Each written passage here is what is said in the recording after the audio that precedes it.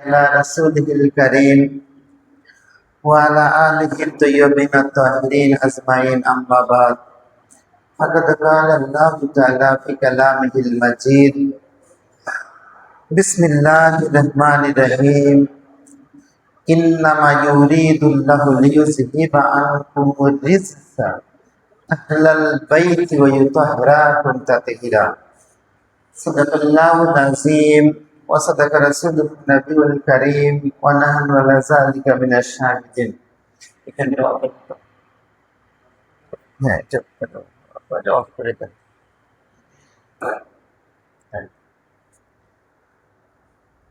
সম্মানিত উপস্থিতি হাজরানে মজলিস, আসসালামু আলাইকুম ওয়া রাহমাতুল্লাহি ওয়া বারাকাতুহু। জামানার ইমাম, এই দরবার পাকের সজ্জাদনশীন হুজুর পাক কিবলা ও কাবা পবিত্র কদমে আকদাসে সিজদার্জি করছি। ছোট হুজুর পাকের কদম পাকে সিজদার্জি করে গোলাম নিবেদন করছে যে আজকে যে মহান ওলি আল্লাহ পাকের ওরস শরীফ, ওনার নাম পাক হচ্ছে হযরত মাওলানা সৈয়দনা সৈয়দ শাহ ইস্তেরশাদ আলী আল কাদেরী আল হাসানি আল হুসাইনি আল বাগদাদি আল মেদিনাপুরি আলাইহিস সালাম। ওনার মাজার শরীফটা হচ্ছে মওলা পাকের যে মাজার পাক আছে চত্বরে, যে জান্নাতুল বাকি ওনাদের রওজা পাক শুরু হয়েছে, সর্বপ্রথম সবুজ গম্বুজওয়ালা একটি মাজার পাক আছে। প্রথম মাজার পাকটি হচ্ছেন ওনার মাজার শরীফ। ওনার মাজার শরীফের পরেই ওনার আব্বা হুজুর পাক হযরত সৈয়দ শাহ ইরশাদ আলী আল কাদরী রাদিয়াল্লাহু পাক আরম্ভ করছেন। তো উনি হুজুর পুনহুর পাকের বড় শাহজাদা পাক ছিলেন। অত্যন্ত অল্প বয়সে তিনি এই দুনিয়া ত্যাগ করে চলে গিয়েছিলেন। কিছুক্ষণ আগেই আমাদের মাদ্রাসাতুস সাবিল হাসানের সম্মানিত ছাত্র গোলাম মেহেদী হাসান রানা আপনাদের সামনে যে একটা কারামত পাক বলেছেন, আসলে এই কারামত পাকটা হুজুর পুন্নুর পাক হযরত সৈয়দ শাহ ইরশাদ আলী আল কাদরী আলাইহিস সালাম পাক, এটা ওনার কাসিদা শরীফের মধ্যেও লিখেছেন। তো কাসিদা শরীফটা হচ্ছে এই, উনি ওনার লেখনীর মাধ্যমে লিখেছেন যে বলছেন, হুজুর পুন্নুর পাক বলছেন, सदके में ग्यारहवीं के बाला दूर होती है, हाय से नाजात मेरा 11वीं शरीफ, लाखों मुसीबतों से रिहाई हुई नसीब, हाय दाफ़े बाला बाखुदा 11वीं शरीफ। এর অর্থ হচ্ছে এই, সদকে মে 11वीं के बाला दूर होती है, 11वीं শরীফে যারা আসে তাদের 11वीं শরীফের ওসিলাতে বালা দূর হয়ে যায়। 11वीं শরীফের ওসিলায় বালা দূর হয়ে যায়। হাই বয়সে নাজাত মেরা 11वीं শরীফ, এই 11वीं শরীফের ওসিলায় আমাদের ইহকাল পরকালে নাজাত মিলবে। তারপরে বলছেন যে লাখো মুসিবত সে, একটা মুসিবত না, লাখো মুসিবত সে রেহাই হুই নসিব, নসিব মানে কপাল। যারা 11वीं শরীফে উপস্থিত হয় তাদের লাখো মুসিবত থেকে এই 11वीं শরীফ নাজাত দিয়ে দেয়। তা 11वीं শরীফে হাজির হলে, 11वीं শরীফে হাজির হলে তার বালা মুসিবত, বিপদ আপদ, রোগ শোক ব্যাধি থেকে আল্লাহ পাক সম্পূর্ণরূপে মুক্তি দিয়ে দেন। এই জন্য জ্ঞানী শরীফে আসা উচিত, জ্ঞানী শরীফে হাজির হওয়া উচিত। তো যে কথাটা এই ভদ্রলোক বললেন যে একটা লোক বাড়ির থেকে নিয়ত করে জ্ঞানী শরীফে আসলেন, কি কোথায় আসলেন? জ্ঞানী শরীফে আসলেন। তা এটা আপনার এই যে আগুনে পড়লো না, কি করে পড়লো না? আপনাকে দলিল তো দেওয়া দরকার। আসলে ছেলেটা সময় পায়নি বলে দেয়নি, যথেষ্ট সময় দেওয়া হতো তারা নিশ্চয়ই বলার উপযুক্ত ছাত্র। তো বসবা তাদেরকে ইলিম আমলের দিক থেকে তাদেরকে মর্যাদা দান করুক। তো একটা হযরত ইব্রাহিম আলাইহিস সালামকে যে সময় আতিশে নমরুদের আগুনের মধ্যে রাখা হলো, তখন সবাই দাঁড়িয়ে দাঁড়িয়ে তামাশা দেখতেছে। আগুন জ্বালাচ্ছে, রাজা আগুন জ্বালালে সবাই তামাশা দেখে। ভাই, কারোর উপরে বিপদ আসলে, কারোর উপরে জুলুম করা হলে, অত্যাচার করা হলে কেউ এগিয়ে আসে না, সবাই বলে না খারাপ কাজ করতেছে, কিন্তু দাঁড়িয়ে দাঁড়িয়ে সবাই তামাশা দেখে, কেউ কিছু বলে না। আর এখনকার যুগে যে জিনিসটা হয়েছে, হাতে মোবাইল নিয়ে ভিডিও করে, হাতে মোবাইল, একজনের মুসিবতে তো পড়ে গেছে, তার হাত ধরে তোলা বাদ দিয়ে ভিডিও করে। এখন ঘটনাটা হচ্ছে এই যে যে যাই করুক না কেন, নমরুদ আগুন চালাচ্ছে, সব তামাশা দেখতেছে। তার ভিতর থেকে একটা ছোট্ট চড়ুই পাখির মতন একটা পাখি, কি পাখি? চড়ুই পাখির মতন একটা পাখি ওর ঠোঁটে করে পানি নিয়ে আসতেছে, ঠোঁটে করে পানি নিয়ে আসতেছে। এখন ওই আগুনের দিকে ছুটে যাচ্ছে। তা চড়ুই পাখিদের আবার কিছু আত্মীয় স্বজন আছে, অন্য পাখির আছে, সব আটকে সামনে সামনে দেখতেছে আগুন জ্বলতেছে। তাই এখন ওই পাখিটা যে উত্তর দিল, আমাদের ঈমান আকীদা মজবুত হওয়ার জন্য ওই পাখির জবানের কথাটা আমাদের জন্য যথেষ্ট উচিত। পাখি বলছে যে উনি এক ফোঁটা পানি, নমরুদের মানে সে আগুন এক ফোঁটা পানিতে নিভে নাকি? এক ফোঁটা পানিতে নিভে না। তো ওই পানি এক ফোঁটা ওই বাচ্চা আপনার আগুনের উপরে ফেলতে যাচ্ছে। তো তখন অন্য পাখিরা বলছে, দেখতেছো না সামনে আগুন জ্বলছে, তুমি কোথায় যাচ্ছ? তো তখন ওই পাখিটা বলল, তোমাদের লজ্জা হয় না? তোমরা এভাবে দাঁড়িয়ে দাঁড়িয়ে তামাশা দেখতেছো, আমরা কি করতে পারি? আগুন জ্বলছে, আমরা তামাম দুনিয়ার পশু পাখি যদি ঠোঁটে করে পানি নিয়ে এসে যদি এখানে ফেলতাম, তাহলে আগুন না নিভলেও আল্লাহকে তো সাক্ষী রাখতে পারতাম যে আল্লাহ, আমার সম্পর্ক ইব্রাহিম আলাইহিস সালামের সাথে নমরুদের সাথে না, আমার সম্পর্ক কার সাথে? ইব্রাহিম আলাইহিস সালামের সাথে আমি সম্পর্ক। আমি আগুন জ্বালানোর পক্ষে না, আগুন নিবানোর পক্ষে তো আমি একজন ছোট্ট পাখি হয়ে দাঁড়ালাম, আর তোমরা সবাই দাঁড়িয়ে নিচ্ছ।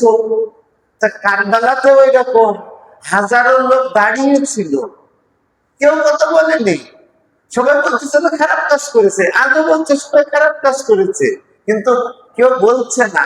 সুতরাং এই হাজারো দাঁড়িয়ে থাকা লোকের মাঝখান থেকে যে আপনি একা জ্ঞানী শরীফে এসেছেন, ইমাম হুসাইনের মাহফিল পাকে এসেছেন, তার আওলাদ পাকে যে ওরস শরীফে এসেছেন, এই দরবার পাকে দাঁড়িয়ে শুধু একটা কথা বলে যান, আল্লাহ, এই হাজারো ইয়াজিদের মাঝখানে, হাজারো নমরুদের মাঝখানে, হাজারো ফেরাউনের মাঝখানে আমার মতন ছোট্ট একটা পাখির মতন প্রাণী এই দরবার পাকে হাজির হয়েছে, শুধু এইটুকু কবুল করে নেন। আর আমি কথা বলতে চাই, আমি এই কথাটা বলতে চাই, আমার সম্পর্ক আহলে বাইতের সাথে, আহলে বাইতের দুশমনদের সাথে না। বুঝতে পারতেছেন? এই কারণে আপনার লাশ পুড়বে না, সেটা জাহান্নামের আগুনেও পড়বে না, দুনিয়ার আগুনেও পড়বে না।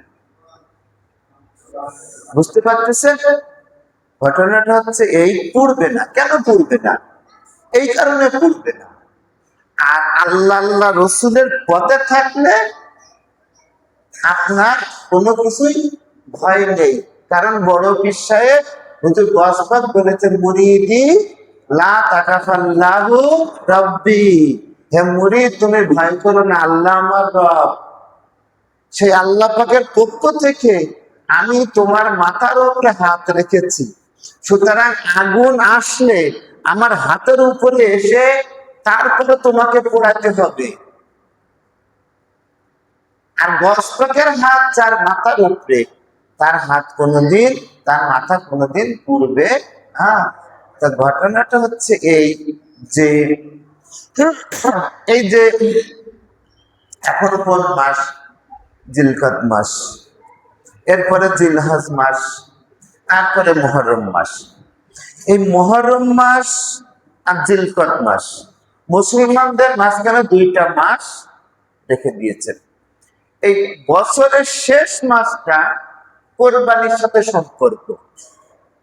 কিসের সাথে সম্পর্ক? কোরবানির সাথে সম্পর্ক।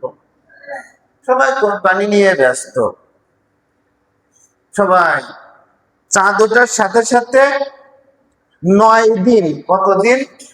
9 দিন কোরবানি গরু কেনার, একটা গরু কেনার জন্য প্রস্তুতি গ্রহণ করে, টাকা পয়সা জোগাড় করে, কেউ আদা রসুন পেঁয়াজ এগুলো জোগাড় করে। 9 দিন জোগাড় করে গরু 10ম দিনে কোরবানি করে খাওয়া দাওয়া করে। এটা হচ্ছে ইব্রাহিম আলাইহিস সালামের কোরবানি। এটা কোথায় হয়েছিল? জিলহজ মাসে, 12 মাসের শেষ মাসে। এইবার এটাতে সবাই ঠিক আছে, আমরা যারা মাতম পাক করি তারাও আমরা কোরবানি করি, আর যারা মাতম পাক করে না তারাও কোরবানি করে। তো সবাই মিলে কোরবানি করে খাওয়া দাওয়ার পরে এই গরু কোরবানির মাসটাতে আমরা সবাই মুসলমান এক, এজিদি মুসলমান এক, হুসাইনি মুসলমান এক, গরু কোরবানিতে খাওয়া দাওয়া আছে। এইবার মুহররমের চাঁদ উঠলেই দুইটা ভাগ হয়ে যায়। কয়টা ভাগ হয়ে যায়? দুইটা ভাগ হয়ে যায়। একটা দল তাজিয়া পাকের কাজ করা শুরু করে, তাবুত পাকের কাজ শুরু করে, তারপরে নিশান পাকের কাজ শুরু করে। তাদের মাঝখানে আবার আর একটা দল তৈরি হয়ে যায় যে এই গরুর কোরবানির পাশে পাশে আমরা আর একটা মহান কোরবানিতে দিকে আমরা যাচ্ছি। সেই কোরবানিটার জন্য তারা নিশান পাক তুলে, তাজিয়া পাক তৈরি করে। 9 দিন ধরে করার পরে 10ম দিনে এসে ইমাম হুসাইনের জন্য তারা মাতম পাক করে। এই মাতম পাক করাটা হচ্ছে, এই জিনিসটা আল্লাহ পাক নামাজের মধ্যে তুলে ধরেছে। কোথায় তুলে ধরেছেন? নামাজের ভিতরে। তাহলে ইব্রাহিম আলাইহিস সালামের যে কোরবানিটা, ইব্রাহিম আলাইহিস সালামের কোরবানি হয়েছে, আর ইমাম হুসাইনের কোরবানি হয়েছে। আওলাদে মুহাম্মাদের কোরবানি হয়েছে, আর আওলাদে ইব্রাহিমের কোরবানি হয়েছে। আওলাদে ইব্রাহিমের কোরবানির সময় গরু চলে এসছে, দুম্বা চলে এসছে, ছাগল চলে এসছে, উট চলে এসছে। আর আওলাদে মুহাম্মাদের কোরবানিতে আলী আকবর এসেছে, আলী আসগার এসেছে, আব্বাস আলমদার এসেছে, এনারা এসেছে। এখানে কিন্তু গরু ছাগল আসেনি, এখানে ওনাদের আওলাদ পাকরা এসেছে। তো যখন আল্লাহ পাক ঠিক এই দুইটা কোরবানির কথা কোথায় বলেছেন, আল্লাহুম্মা সাল্লি আলা মুহাম্মাদ ওয়া আলা আলে মুহাম্মাদ, তারপর পরে বলেছেন ওয়া আলা আলে ইব্রাহিমা ওয়া আলা আলে সাইয়্যিদানা ইব্রাহিমা ওয়া আলা আলি ইব্রাহিমা। ইব্রাহিম আলাইহিস সালামের কোরবানির কথা বলেছে। তা দুইটা কোরবানি হচ্ছে যখন একসাথে করে দরুদ শরীফ তৈরি করে দিয়েছে, এটার নাম সালাতের মধ্যে চলে এসেছে। এখন ঘটনাটা হচ্ছে এই যে মানুষ ইব্রাহিম আলাইহিস সালামের কোরবানিতে সবাই এক, সবাই কাবা শরীফে যাচ্ছে। সেখানে যে আমাদের এই জামা কাপড় সব খুলে থুতি হচ্ছে, খুলে থুয়ে আল্লাহ পাকে বলছেন যে কি করবা?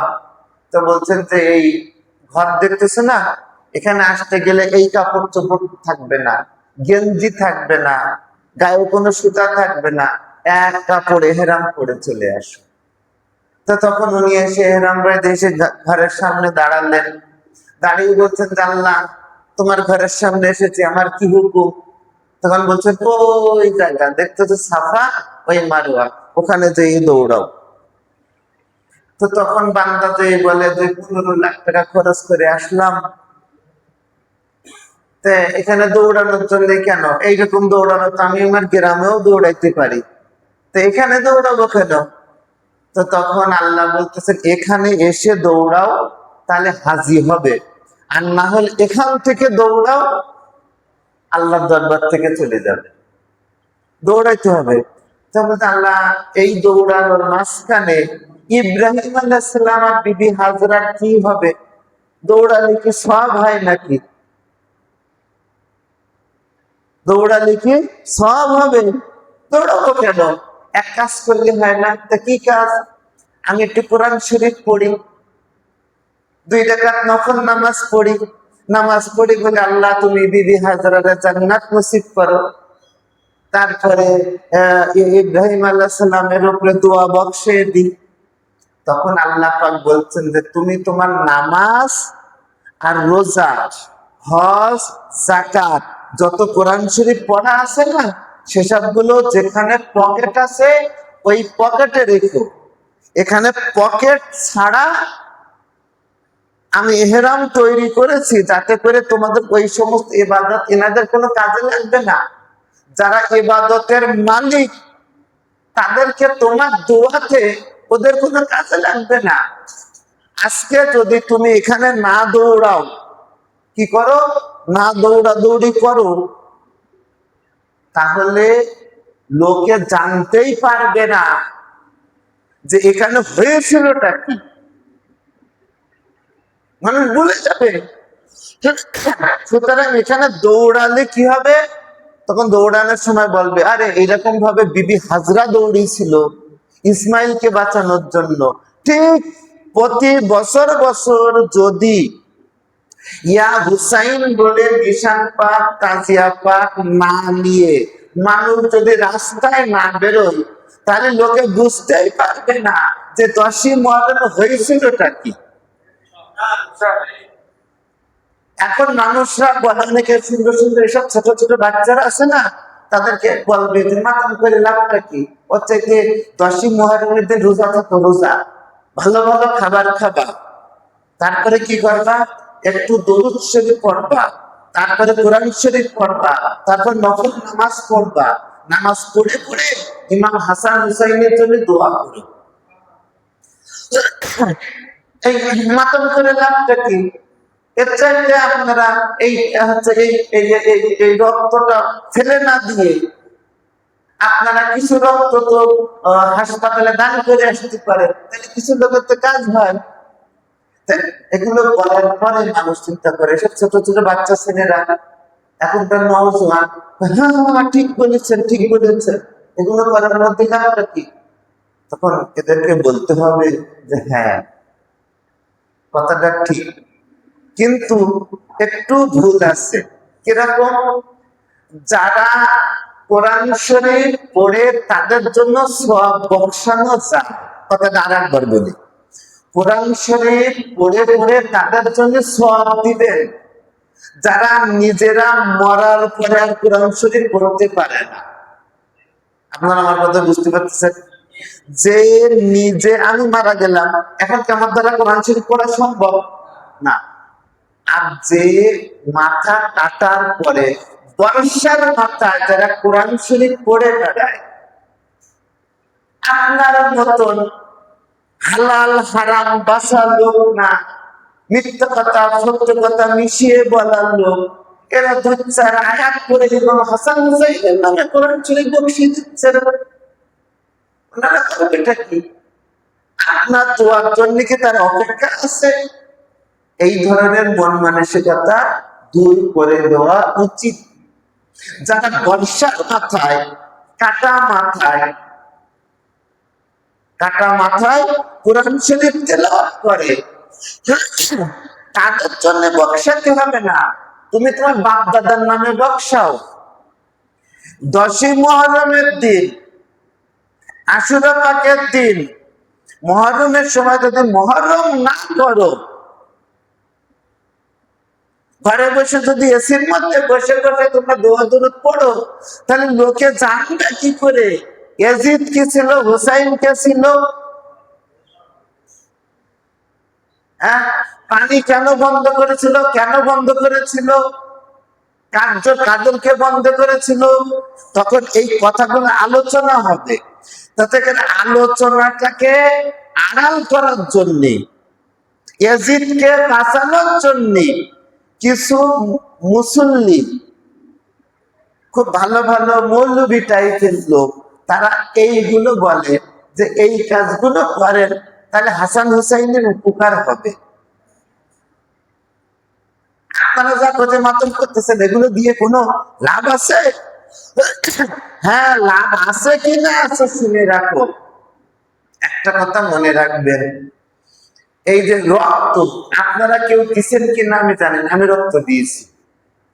এখান থেকে কাটলে কিন্তু যে রক্তটা বেরোয়, এই রক্ত মানুষের কোনো কাজে লাগে না। শরীরের সব রক্ত কিন্তু রক্ত দেওয়া যায় না।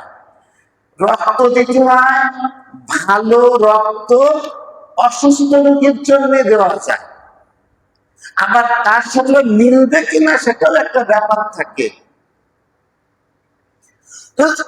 কিন্তু ইমাম হুসাইন বলতেছে যে ভালো লোকের রক্ত অসুস্থ লোকের জন্য দেওয়া ঠিক আছে, কিন্তু ইমাম হুসাইন বলেছেন যে তোমাদের যাদের অসুস্থতা আছে, যারা বিপদগ্রস্ত আছো, যারা মানে যাদের রক্ত খারাপ হয়ে গিয়েছে, যাদের রক্ত ব্লাড ক্যান্সার হয়ে গেছে, তারা শুধু ইয়া হুসাইন বলে একটুখানি দাঁড়াও আর এক ফোঁটা রক্ত নজর করো, তোমাদের বংশের রক্ত আমি পাক করে দেবো।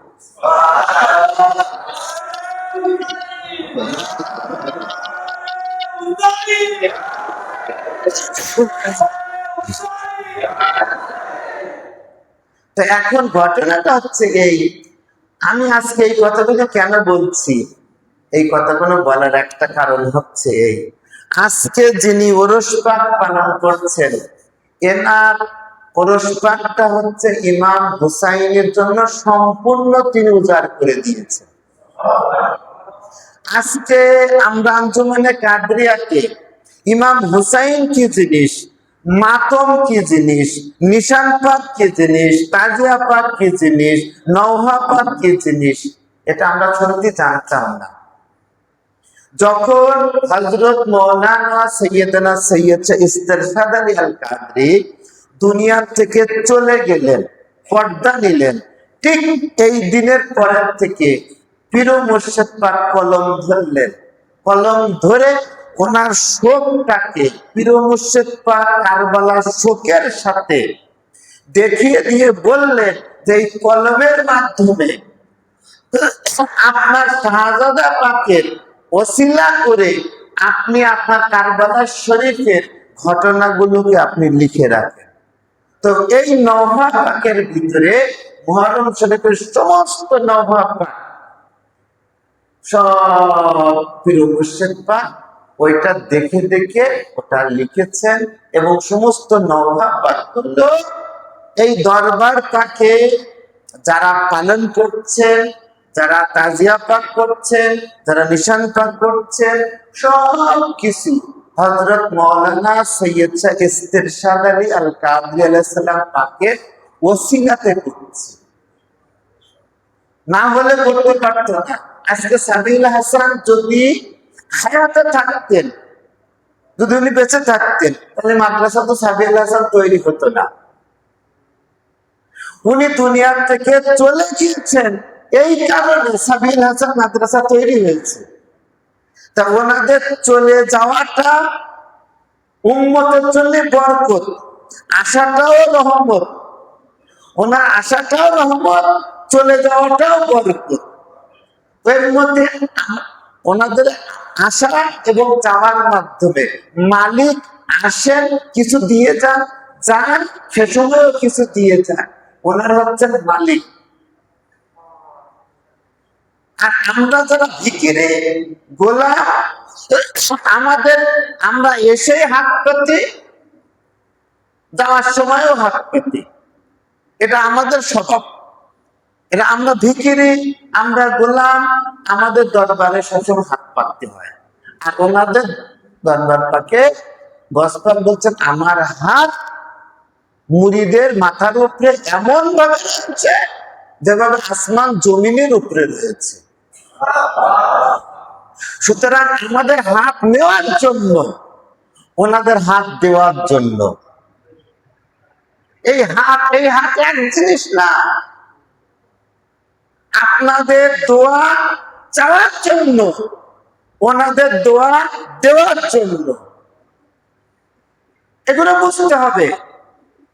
সুতরাং 10ই মুহররমের যে তাবারুক, যে ফয়েজ, যে বরকত রয়েছে, এটা সম্পূর্ণরূপে আজকের উরুস পাকের। আজকের উনি যদি দুনিয়া থেকে চলে গিয়েছেন, তাই পীর মুর্শিদ পাক ওনার শান পাকে, ওনাদের কারবালার শান পাকে উনি লিখেছেন। লিখতে যেয়ে এই নওহা পাক গুলো তৈরি হয়ে এসেছে, সেখান থেকে মাতম পাক শুরু হয়েছে। পীর মুর্শিদ পাক বলেছেন যে এই যে নিশান পাক যায়, তো এই নিশান পাকের সাথে যে রশি থাকে, যে নিশান পাক থাকে, তাজিয়া পাক থাকে, এগুলো ধরার সাথে সাথে মানুষ জান্নাতের রশির সাথে সম্পর্ক হয়ে যায়, ওনাদের সাথে সম্পর্ক হয়ে যায়। ইমাম হুসাইন আলাইহিস সালাম হচ্ছেন জান্নাতি না, জান্নাতের মালিক। ইমাম হুসাইন আলাইহিস সালামকে দোয়া করে বসানো যায় না, ইমাম হুসাইনের নাম নিয়ে আপনার দোয়া কবুল হয়। এটা আমরা এখান থেকে শিখেছি, নহবত পড়ে শিখেছি। আর এটা শিখিয়েছেন হযরত সৈয়দ শাহ ইরশাদ আলী আল কাদরি আলাইহিস সালাম পাক। আগে আমরা জানতাম না, কোনদিন কোন কিতাবেও লেখা নেই। এগুলো ফায়েজ আসে, বংশগত ভাবে আসে, এগুলো খাস জিনিস। ওনাদের তাবারুক এসেছে, আমরা এটাকে নিয়ামত হিসেবে পাচ্ছি, এটা আর কিচ্ছু না। আপনি যদি মনে করেন যে না, এটা আপনার ইবাদতের, সবসময় মনে রাখবেন, যখনই ইবলিস আসে তখন মৌলবীদের সুরত ধরে আসে।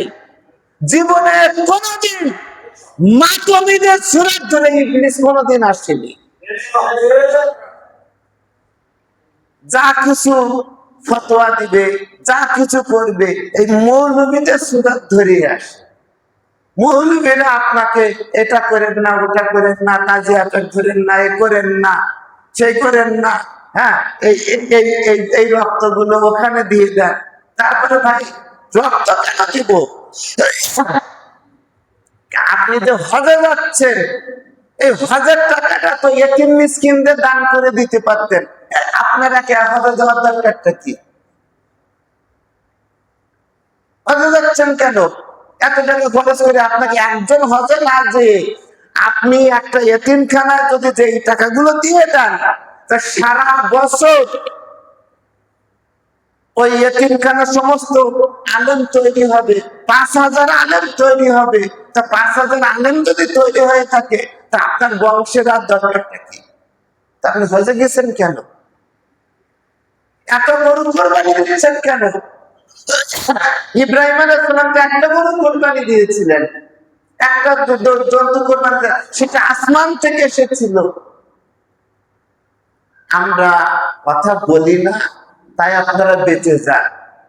কথা আমাদের কাছেও আছে কিছু, আমরাও বলতে পারি, কিন্তু আমরা বলি না।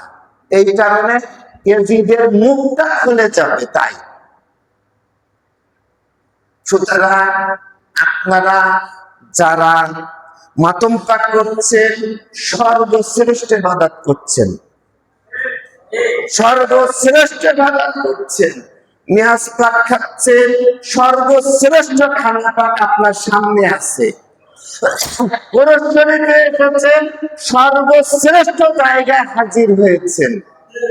আপনাদের নির্ভয়ে থাকা উচিত।